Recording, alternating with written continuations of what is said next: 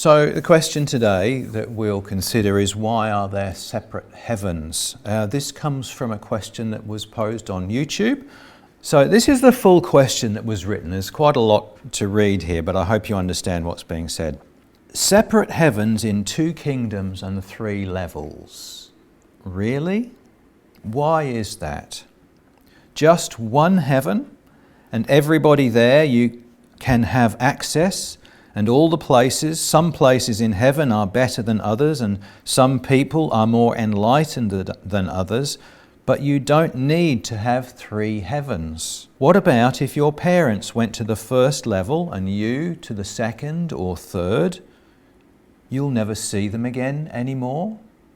So the first thing I think that's worth saying is that there are no restrictions. This is absolutely fundamental to Swedenborg's theology. There are no restrictions. There's no one at the gates stopping you getting in. We mentioned this passage a couple of weeks ago from Divine Providence. After death, no one is prevented from coming up into heaven. We are shown the way and given the resources, and we are let in. So when we talk about these separate heavens, we can wonder what's going on. But I want to say perhaps a better word, rather than separate, is distinct. They're not separated in terms of time or space. They are very much integrated together and part of one cohesive whole, but they are distinct. And the best way, I think, to understand it is if we think about the human body. The human body has distinct organs and systems running throughout it. Yet the body itself is one. It is a cohesive whole. And that's the way we need to think about these separate heavens. Now, in actual fact, Swedenborg talks about heaven as being in a human form. So here he has this concept. He talks about the grand man or the universal human. This is Swedenborg's picture of what heaven is. And so he writes this: as heaven is a person in greatest form, and a community of heaven is a person in lesser form, so an angel is a person in least form. So when we think about all of this separation, we just need to think about it, as I say, being distinct and yet all part of one whole. This is the reason that we have the 2 kingdoms and the 3 levels, because this is our own being, this is our own form, this is the way we are. So I just want to explore those ideas and just sort of flesh them out a bit this morning and understand what's being said here. But before we go any further, I do want to say it is possible to become very, very confused. The way Swedenborg uses words, and we've already encountered it with this word heaven. He talks about heaven as a whole, but then he talks about heavens as though there are several of them. Both are true. But it would be easy to become confused. And the reason is that he is talking in natural, physical, spatial terms, because that is the way that we think. He has to talk in those terms to be able to communicate the ideas that he is trying to communicate. But he is talking about things that are not natural, physical and spatial. And so what he will do is he will use a number of different analogies to talk about those things, and we can come across these analogies and sometimes confuse them. So, for example, he talks in Heaven and Hell about the way the angels are always facing east, because that is where the Lord is. So you think about that spatially and you think, well, are we all facing the same direction? You know, you're sitting facing east as it happens. Can't you turn around? Can't you speak to someone face to face? You see how we get tangled up in the physical reality of that, when actually we're talking about something which is a deeper property. See, aside from facing east, he also says the Lord is at the centre. So how does that work? You can see how we can get confused. So just be very careful about this. The way to navigate it all is to hang on to one thing, and this is what I'm going to focus on. Everything in the universe has some relation to goodness and truth, indeed to a union of them. Everything focuses down on that point. So that's the thing to hang on to. So let's talk about kingdoms first of all. What is a kingdom? Think about what a kingdom is. Well, a kingdom requires one thing to be a kingdom, and that is a king. It requires something or someone to rule over it. And when he uses this word kingdom, that is what he means. He is talking about something which is ruled by a principle. And that's what we need to hold on to. So he talks about the principles of love or good or the will as a kingdom. He talks about the principle of wisdom or truth or understanding as a kingdom, that these rule in certain ways. Now, in one sense, we can look at the kingdom of love and the kingdom of wisdom as kind of two polar opposites, that either we work from one or we work from the other. But then he also talks about this union of them as well. And one of the analogies that he uses is the points of the compass.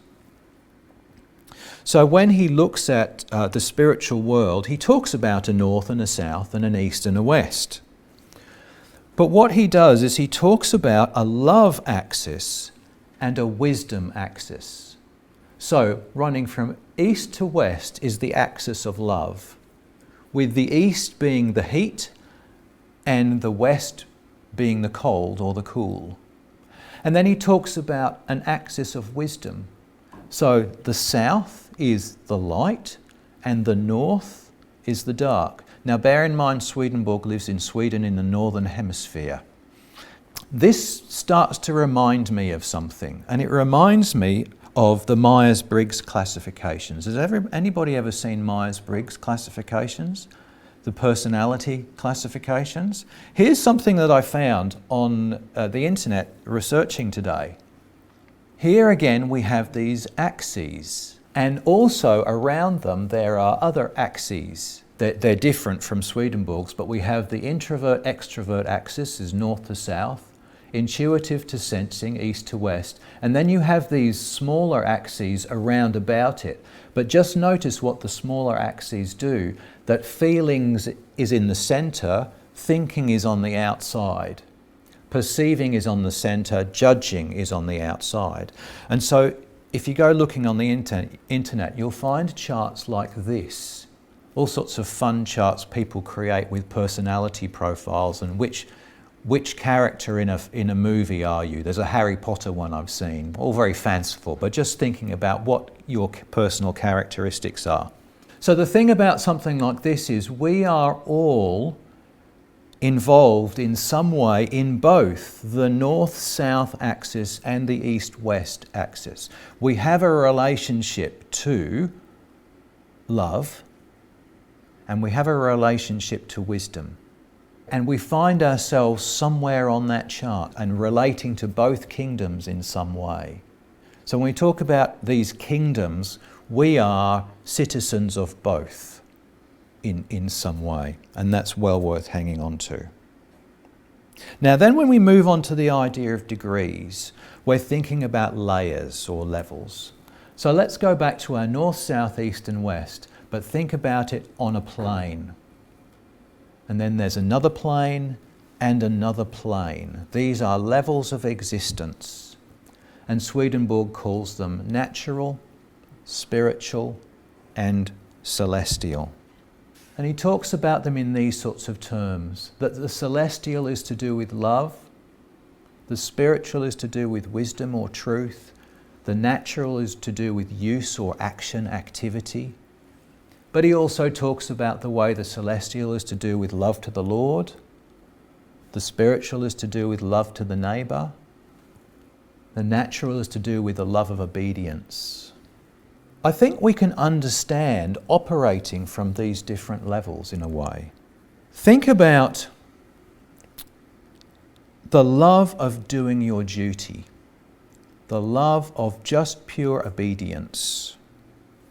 Now I'm talking about this in an honest way. So someone who honestly loves to do their duty is a valuable person to society, aren't they? So we all need to, follow the rules of the road, for example. We all need to carry out the tasks of our employment to the best of our ability. So someone who lives at that sort of level is a useful person. But they're not so concerned with these other levels of life necessarily. Now we can contrast that with then someone who has a love of the neighbour. They do the duties that are required of them on a natural level, but they don't do it just because they love doing those duties. They love them for the purpose that they provide. And you can do the most menial of tasks with great love because of the value it provides to another person, or it provides to society as a whole. And you can again transcend that even further and just enjoy doing the job that you do because the Lord requires it of you, and as an expression of your love of the Lord.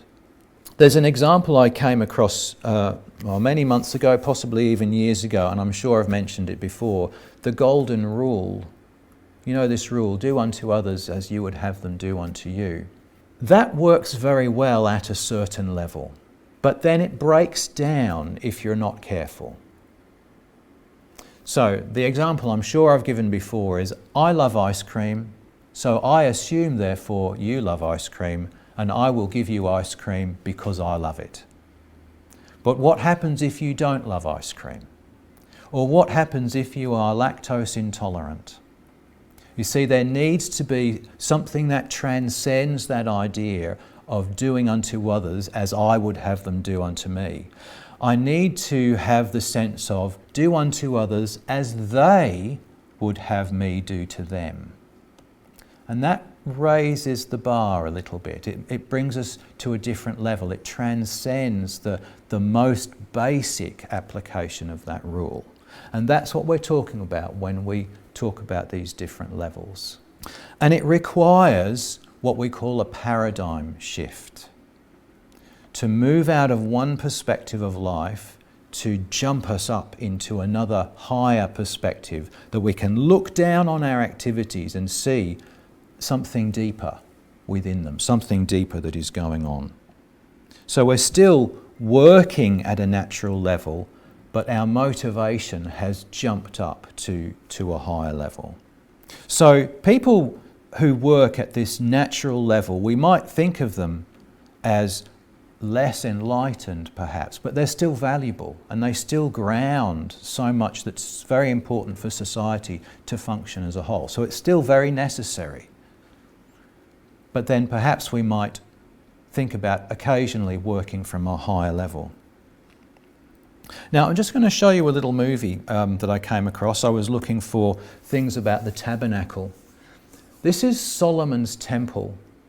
If you remember, we were talking about David and his this conversation with the prophet Nathan, and through him with the Lord, about building this temple for the Lord. And the temple reflects these different aspects of life. So the outer court of the temple, as we see it here, this is visible religion. This is what we see. This is the activity that goes on. But as we go into the building, we have the next level. We've moved from the natural then to something more spiritual inside. And what I find interesting about the holy place is the way that the different parts of the furnishings reflect the connection between the levels. The menorah and the table of showbread talk about the inspiration that the Lord gives us in terms of light to be able to see new things. And the showbread, again, is the Lord's love. The incense altar is prayer. And then, of course, we go deeper into the Holy of Holies, where the Ark of the Covenant is. And this is the celestial level, at the highest level of us. And as we go back outside again, I'll just get you also to notice that on the outside of the building at the centre, there were 3 levels of chambers built against the wall of the inner of the temple. You see them there, the 3 levels of chambers. There again is natural, spiritual and celestial. So you can see that this is built into the temple of the Lord, and the reason is because it's actually our own nature. This is the human being. We had a talk a couple of days ago with Joe Vandermeer here, and one of the things he talked about was this, and he talked about the Taj Mahal being the same in the image of the human form. We have the celestial where the Lord is resident in our lives. We have the spiritual, the more thinking side, and then we have the natural activities of everyday life. And so, look, I just want to finish with just going back to that passage from Samuel. This conversation that David has the urge to build the house of the Lord. What does it look like to build the house of the Lord in our lives? Well, it is the human form. It's really interesting with that conversation, the way that, David makes this promise, and what happens as a result is the Lord says, I will build your kingdom, but you won't build my house. Your son, the generations that follow you, will build the house. We have to wait for the Lord to do this in a way. We have to have the heart to do it. We have to want to build this house of the Lord in our lives. But we have to wait for the Lord to give us the design, give us the time and the place to do it. And I also think of that passage from John. Jesus said, in my Father's house there are many mansions. So we look at that picture of the temple, and we look at the celestial, spiritual and natural levels. We think about the 2 kingdoms. It represents the whole of us, but we each have a particular way of operating. We each have our own particular way, our particular contribution to the whole. And that's what Swedenborg is trying to get across. So it's not that we're restricted to one area of heaven and there you stay for the rest of eternity. It's just that that's the way you operate. And that's your contribution to what goes on. So there's freedom of movement as we want it, but it very much expresses our own individual personality. In a sense, it doesn't matter where you end up in heaven. Occasionally I see conversations of, am I going to be a spiritual angel or a celestial angel? We like the idea of being the highest angel, don't we? A celestial angel. It seems a very attractive idea to us. But really, we ought to be focusing on living our best life. Living our life the way the Lord has created us, the way the Lord has built us and is building us.